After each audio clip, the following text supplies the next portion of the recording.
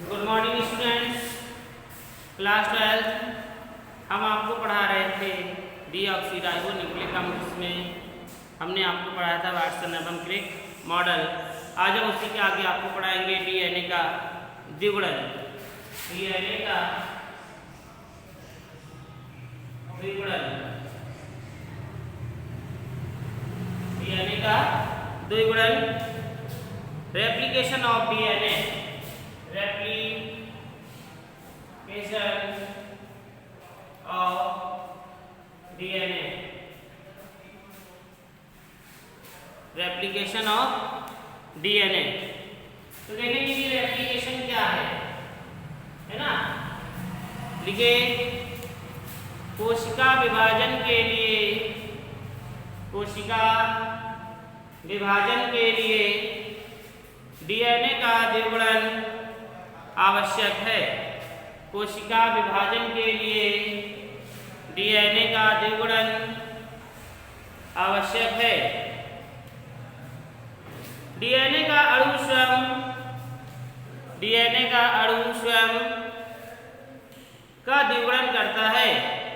DNA का अणु स्वयं का द्विगुणन करता है, जिनसे डीएनए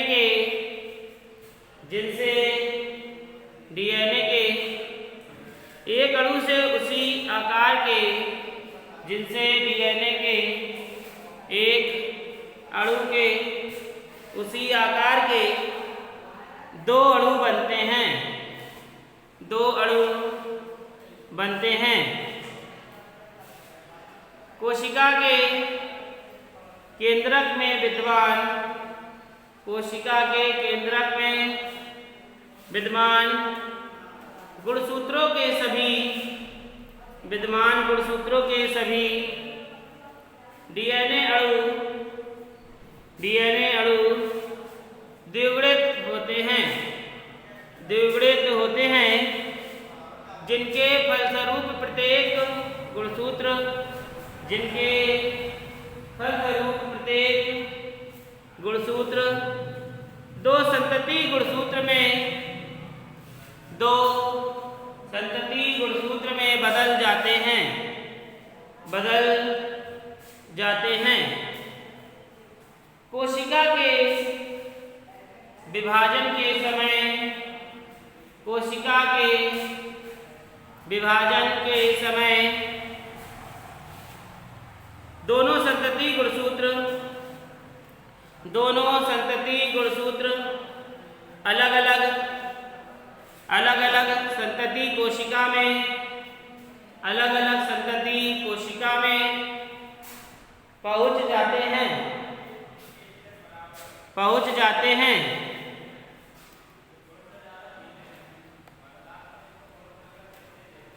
बार बार ऐसा होने से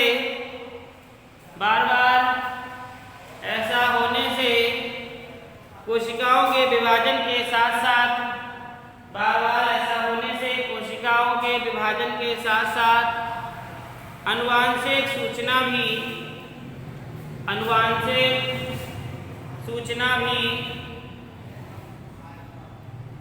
पीढ़ी दर पीढ़ी हस्तांतरित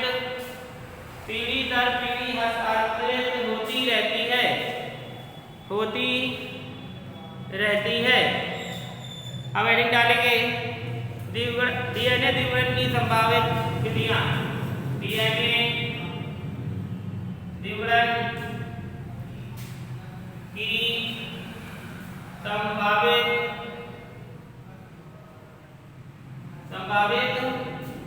विधियां।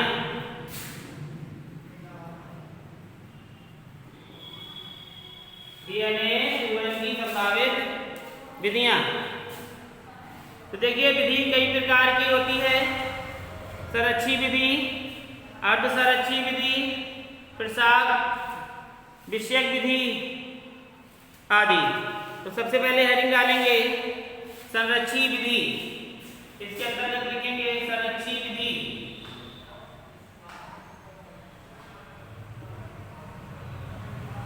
संरक्षी विधि इसमें लिखेंगे इसके अंतर्गत दो निर्मित रज्जुकों में इसके अंतर्गत दो निर्मित रज्जुकों में एक पूर्ण रूप से नवीन तथा एक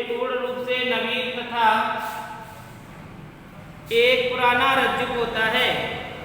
एक नवीन तथा एक पुराना रज्जुक होता है। दूसरी हेडिंग डालें अर्धसंरक्षी विधि। अर्धसंरक्षी विधि।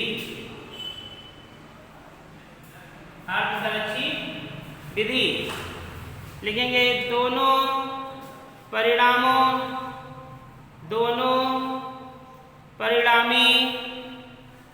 डीएनए में एक रज्जुक पुराना तथा एक रज्जुक नया होता है।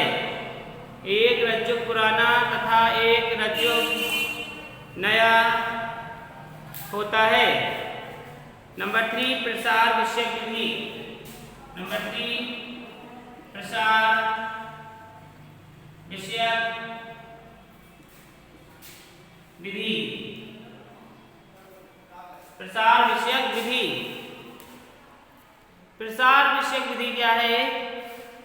यानी कि इस विधि के अंतर्गत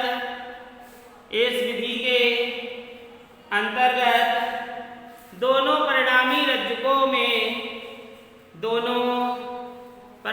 रज्जुकों में कुछ भाग पुराने तथा कुछ भाग नवीन होते हैं। कुछ भाग पुराने तथा कुछ भाग नवीन होते हैं। तो ये था आपका द्विगुणन की संभावित विधि। अब हेडिंग डालेंगे डीएनए द्विगुणन की क्रिया विधि। डीएनए द्विगुणन की क्रिया विधि हेडिंग डालेंगे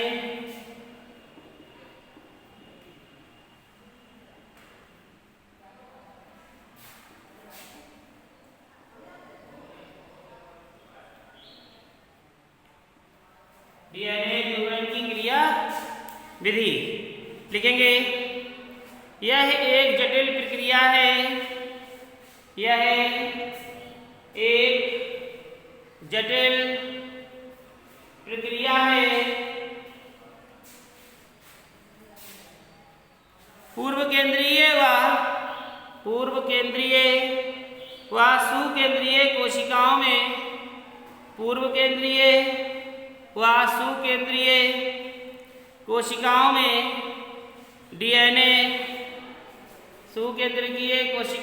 डीएनए द्विगुणन की क्रिया लगभग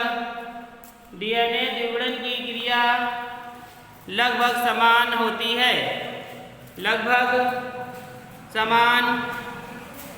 है तथा निम्न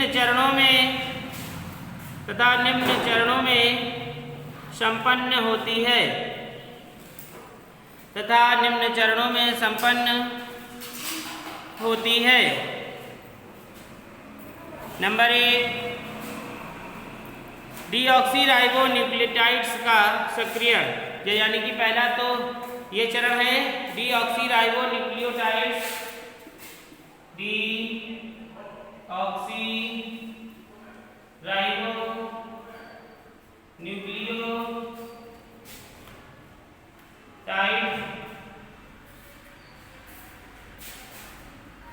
न्यूक्लियोटाइड्स का सक्रियण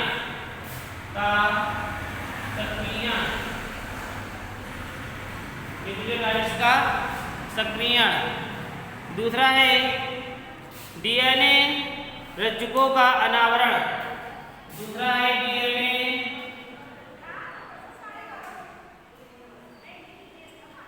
डीएनए रज्जुकों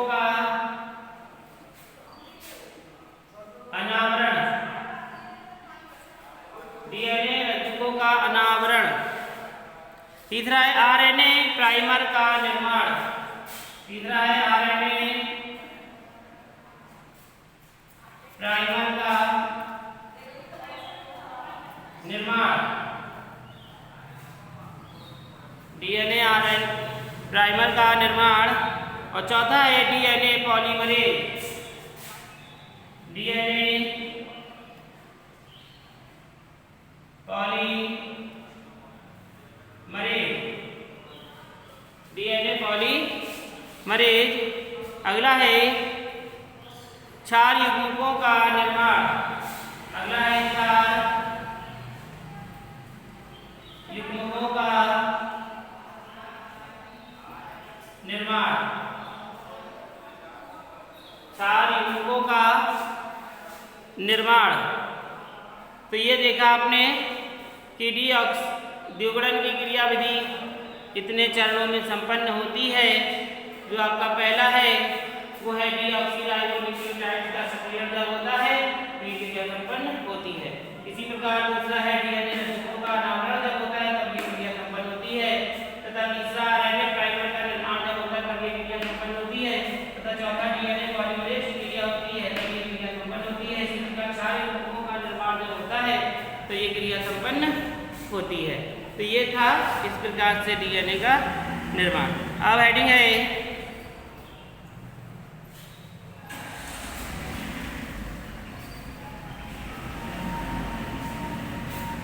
डीएनए के कार्य, हेडिंग है डीएनए के कार्य।